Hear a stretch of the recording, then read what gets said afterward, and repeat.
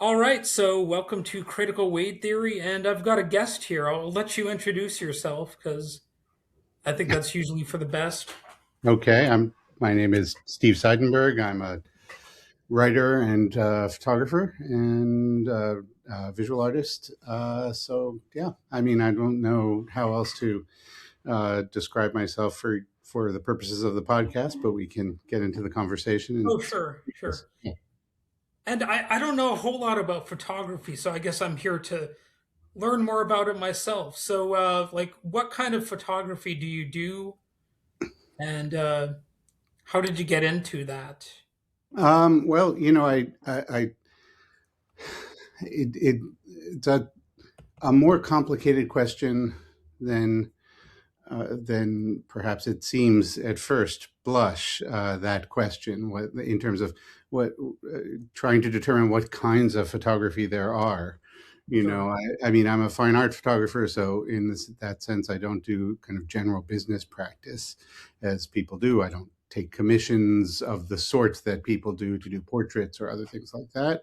I work conceptually in series and on projects that uh, can come from funding, but usually I'm applying for funding for instance, for a project that I've conceived of, rather than taking, say, a commission to do something that someone else, according to someone else's parameters. Though it happens occasionally that I do that, or but again, only within the broader context of my conceptual practice.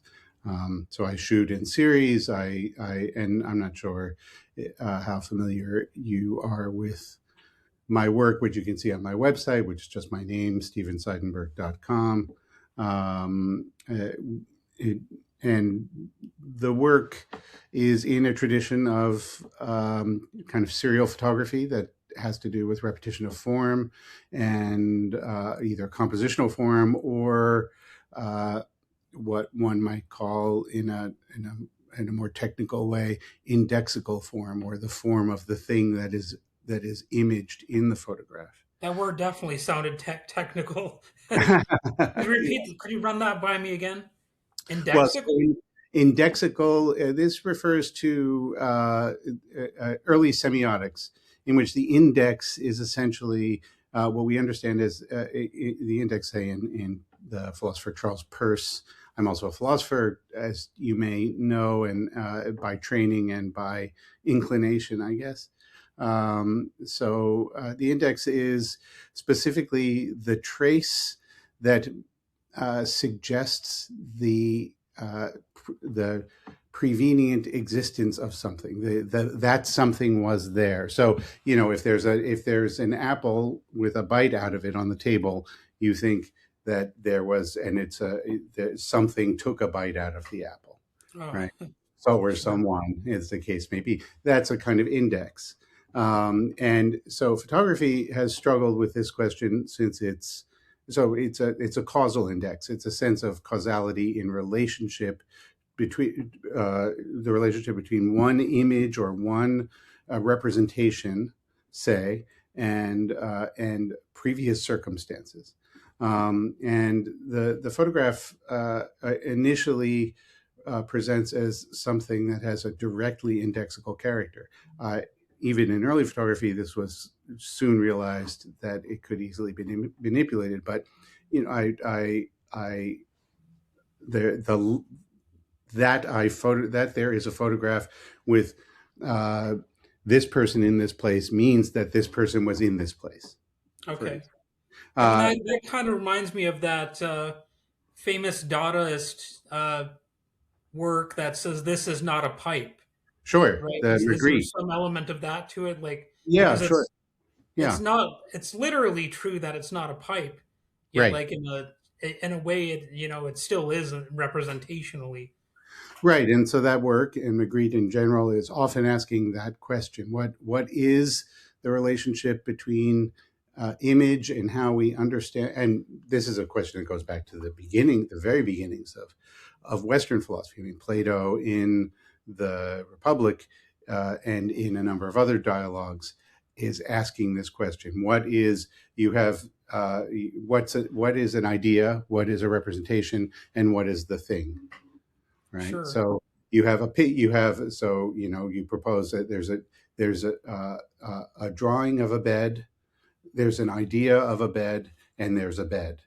What are these things in relationship to each other? The drawing of the Sure. bed is obviously other things. The idea of the bed, what is the idea of the bed? For Plato, the idea ends up becoming of primary importance, and Plato suggests that the idea is constitutive of the experience of the bed and the experience of the object. And so all perception and all experience phenomena in Plato are, in a sense, emanations from an ideal realm. At least that's one understanding of what Plato is saying epistemologically. And so we can describe the world of ideas, and then we can describe the ways in which those ideas manifest and decay and have really other kinds of relationships in the world. Sure. And that extends up through contemporary philosophy through some considerable revision, but I would say that the phenomenology, for instance, which is a branch of philosophy since the late 19th century and into the early 20th century, is a kind of Platonism much of the time. And But it sounds like there's an element of deconstruction going on with this sort of artwork. Like, yes, I suppose you could say that there is a in my practice and in many others, one hopes that the viewer, uh, uh, or in the case of my writing, the interlocutor is forced into a position of asking those questions that you might associate with Derrida and deconstruction and those thinkers. sure. Like right now, I mean, I don't know how you feel about making this political, but it seems like a lot of the time, like abstract ideas are being used to create real life horrors. You know, Hmm. like elaborate concepts or very simple concepts, and people become sort of numb to the reality that is being imposed by these various systems of whether we call them governments or corporations, and they are able to do some terrible things in the world and just get away with them because people are hung up on different cultural ideas or you know wordplay involved or something like that. And it seems like the abstract is turned into reality and reality is abstracted in that Hmm. whole exchange and that whole process. So does your artwork ever deal with that, or your writing, or I guess your general philosophy? Or Yeah, I would say so. I mean, in ways that can be complicated. The work is can be quite abstract, and of course, abstraction can be a tool used to promote certain types of certain positions, the kinds of which you're talking about, or to dispel them. Right. I think sure. that what you're describing, one could even say, and I would that you're describing a fairly straightforward and sympathetically, I might add, uh, um, uh, you're giving a fairly straightforward description of what Marxists call ideology. Ideology is that abstraction that can pull one away from material conditions, cause one to actually privilege a world of abstraction or a world of ideas, say, a set of doctrines that are, or of ritual practices or what have you, religious practices, for instance, over extraordinary material suffering, as though they are a kind of equivalence, or one can cover over the latter, at least as a distraction, if nothing else. And I think it is part of the necessity of art practice, and certainly the necessity of my practice. But any art practice that's really worth much is I would use the term, which is I'm borrowing from Gramsci, counter hegemonic. It is moving against what people want to be the case based on ideological concerns that actually structure their interactions uh, with a world in which they are themselves essentially merely commodities and have allowed Sure. themselves to become merely commodities. And like, what are some prominent pieces of artwork or photography that you've created, and I guess at what cost? Like, how much does it cost to do what you do? And because you mentioned financial aspects of it earlier, so like, wh- where do Yeah, you get your funding from? And like to I put mean, in it happens from pieces. different sources, and sometimes it doesn't cost very much at all, and sometimes it costs quite a bit. I mean, outside of things like equipment costs, and that's variable depending on the photographer and what kind of work they're doing. I um, have on many different ways of shooting with many different cameras and types of camera, um, and sometimes that equipment is more or less accessible, or it can be more or less accessible financially. But of course, having the funding to or having the means to say make work in situ in other places. So a lot of my work is in Italy, a lot of my work is in Japan. I've done work in the UK, work in Germany. I work in a lot of different places, but in particular, let's say I have ongoing and significant projects, uh, more than one in both Italy and Japan, where I've spent a lot of time. And so one has to be able to go to those places and spend time there and be there for a considerable chunk of time, often for me. And that can take funding. It can take as both in terms of how I am able to support myself to take 3 months and be in Italy for 3 months, Sure. uh, and then what is supporting me while I'm there? Where am I staying, and everything else? I am so that's I apply for funding from funding agencies, or there are, I mean, from government agencies sometimes here, though not so much here anymore. In Europe, though, and in other contexts, but also through art concerns, Yeah. uh, residencies, for instance. I've done that's one way that artists have of being in other places, where you might do a residency. You apply for a residency in some place in where you want to be, and they then you might have to get yourself there, or they might give you some kind of stipend. But in any case, once you're there, you may be completely supported. Or you may be partially supported, a place to stay, but you're still responsible for your own food and everything else. So Yeah. there are lots of different ways, and for me, it's dependent on the the then showing the work and sale of the work afterwards. So I will have a show, and if it's in a say a public venue, which is to say, not a commercial venue, then often they will there will be some there there'll be compensation. I'll be paid. The making the work will be compensated in some way, because of course there are printing costs, there are framing costs, all of that stuff. Sometimes and this is true for any art practice, sometimes the artist is responsible for things like framing, and sometimes a gallery or an institution will do the framing. It Well, can it be, is refreshing to hear that some places are still investing in the arts and creative fields in general. yeah. Um, what is your what would you say are some of your most famous, or maybe famous isn't the right word, but most successful and well known works? Either, and you mentioned, do you paint or draw as well as photography? I do paint, though mostly I show my photographic work. I have Yeah. had I've had some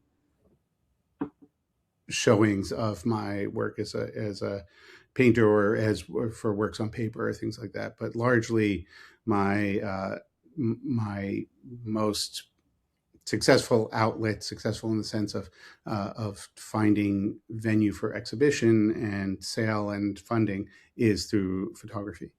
And well, I have a project.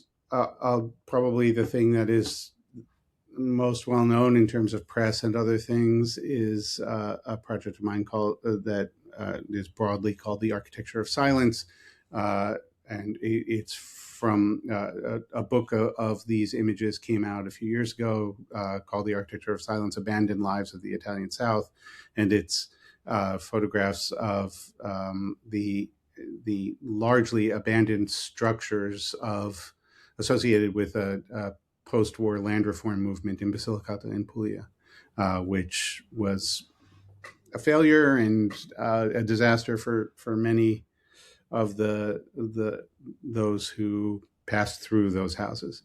Though it was a successful transformation of the agricultural practices of southern Italy post-war post World War II, from really feudal practices that had not changed since the 17th century, in a 20 or 30-year period, to contemporary, really corporate agriculture, and that didn't work out so well for the farmer, for the peasant class, so to speak, who had been working primarily for these feudal estates, these baronial estates, and then eventually were displaced and it had no choice but to migrate to the north, to the factories that were developing around Fiat and other industrializing parts of Italy, industrializing areas of the Italian economy,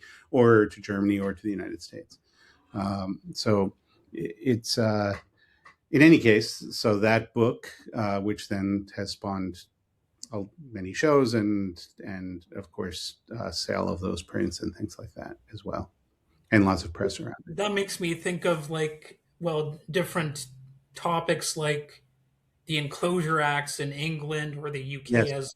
as it would be called now, or the Digger movement, which you seem like you'd be familiar with those more than I am.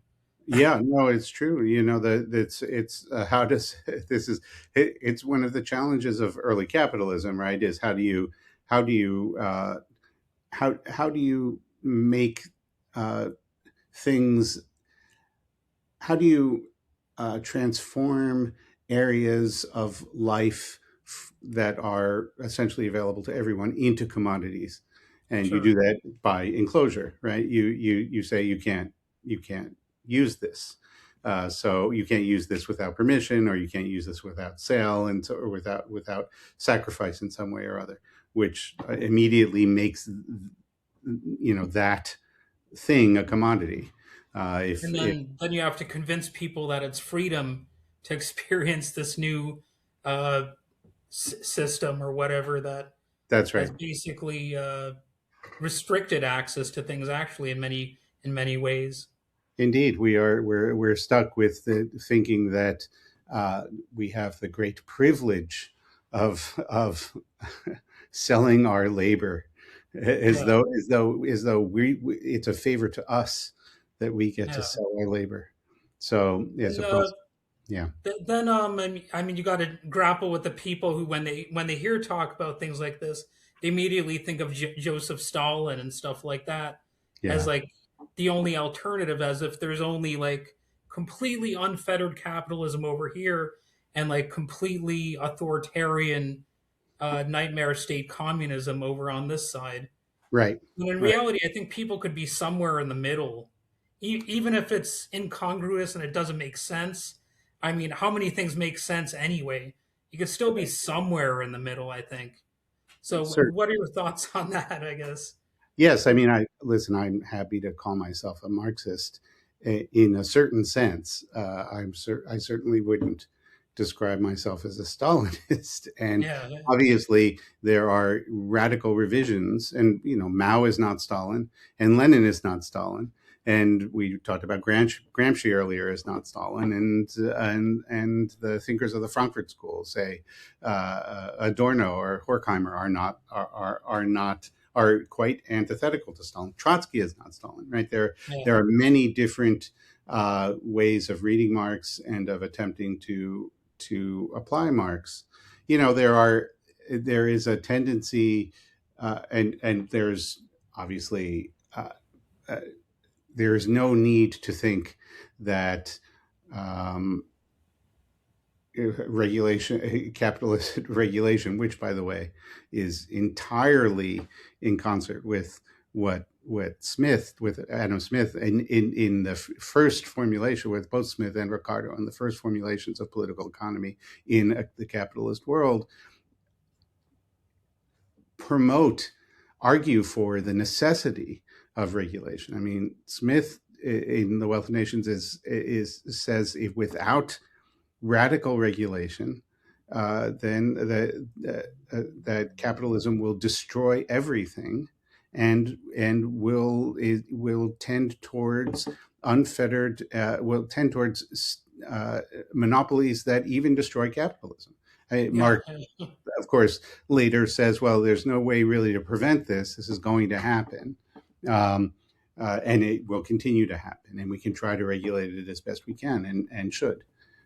And So, one way that I've framed this, I tend to like oversimplify things in like almost bumper sticker form, but I've said that if we don't regulate capitalism if we don't regulate corporations, they'll end up regulating us. And that is absolutely true. It's absolutely undeniable at this point because Elon Musk, the richest man in the world, was basically like the shadow president there for a while, you know? well, I think that that's true. There are the obvious political ways, avenues towards that, say, regulation, if you will. But the if most people are regulated, to use that term, I'm not, which is a very broad term, but well, let's say if that includes forms of social regulation, are entirely regulated through mechanisms that they volunteer for, right? It becomes, again, it's part of the way in which the system of capital transforms culture to make it into a regulative phenomenon, which is why counter hegemony is so important. Why it's important for art practice to be sometimes upsetting, to be confusing, to not tell people what they want to hear. So for Yeah. me, for my purposes as a writer or as an artist, there is so much of what constitutes the contemporary literary world, including the poetic world, which amounts to a kind of bland sentimentality. It really is the structure of mainstream poetry, even poetry, which is in itself a kind of an avant-garde of the literary world. People don't like poetry and they don't read it for the most part now. Maybe they've never liked it on some Or level. they like it when they're the ones writing it. That's quite Well, often. this is an unfortunate phenomenon of the contemporary regulative practices of capitalist cultural economy, that you have young people whose sole purpose in thinking, say, in taking a writing workshop or in pursuing uh, uh, uh, a kind of a context to share their work, is just to make work themselves without recognizing the absolute necessity in any art practice for the work to be discursive. That is to say, to have a relationship to previous work and to recapitulate previous work. So you can't be a poet in any meaningful sense without reading poetry. You can't be a writer without reading other writers. And people don't want that to be the case. People want merely to write without having read. it's absurd. I mean, it's nonsensical, and the writing is terrible, and I would say worthless, even worse than worthless. It's for all intents and purposes a part of the structure of capitalist political economy, or part And of there are it some people that say necessary. that you're being elitist by saying something like that, but really, I mean, you're just saying that people should be aware of like the history of what it is that they're doing, and I Yeah, wouldn't consider that to be that elitist or whatever, you I know. mean, it's not. I don't know that I'm not telling. I'm not saying I know what the canon should be. I'm just saying you Yeah, should read a bunch of things, and then you'll probably the things that move you are the things that there. Whatever you want, whatever you're thinking about doing as a writer, other people have done it, and other people have done it in ways that you won't have thought of yet, especially when you're younger. And so the question is why. What is the point to writing? And I would say that the reason why we write is to recapitulate, or to it's a kind of reciprocity. We've had an experience reading, and uh, and we want to in a sense contribute that experience back to other people, or we think we can add to that experience for others who might find our work. I think that it's uh, many people don't in fact want to write, they want to have written. They just want the affect of the author, rather whatever that is. And I don't know yeah. why the heck they want that, because it's really not particularly.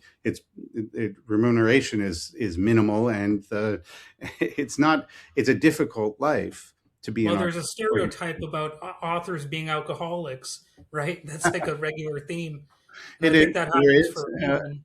And artists and everything else, and also Oh yeah, it's a short pathway to poverty if you don't have another job. There are very few people as artists or as writers who get to make that work as a way of making a living. I mean, it might be teaching, it might be uh, it might just be a regular day job that many people have. I used to have such a thing, and I don't now for various reasons. But yeah. that I'm almost 60. It's Well, a it's funny you mention that because I've got a day job myself, and of course some people out there would make fun of me for that, but I'm make it's fun of you just for how having a things day are. job. Why? Yes, yes, some people would, like, well, I mean, like I mean the conservative game, like to pick on conservatives again in general as like a general uh, label. Like they'll make fun of people if they're too lazy and not working, but then when they do have a job, they'll make fun of them for whatever kind of job they have, or they'll say they're not working hard enough, or Ah, any number of things like that. So I've caught on to that game for a while now, and like I I think it's perfectly normal for artists to have day jobs, and of yes, course most people dream of escaping them at some point, but you have to be prepared for the possibility that you'll never fully get out of the 9 to 5 or whatever you want to call it. So I do yeah, want to encourage artists out there to not beat up on yourself if you can't totally get out of like a standard type of job. absolutely. It is. You might even get out of it for a little while and then have to go back to it. It's not. Sure, sure, It's it's really difficult, and especially like I have a partner who is a professor and who has a steady paycheck, without even to the extent in which I am able to support myself with my art practice, and that is would be impossible without someone who had a paycheck that was always coming in, because there are long fallow periods. sure. I am You don't know when the money's coming in. You don't know when something will sell. You don't know. Sometimes there's a really a, a, a fairly long period between shows, for instance.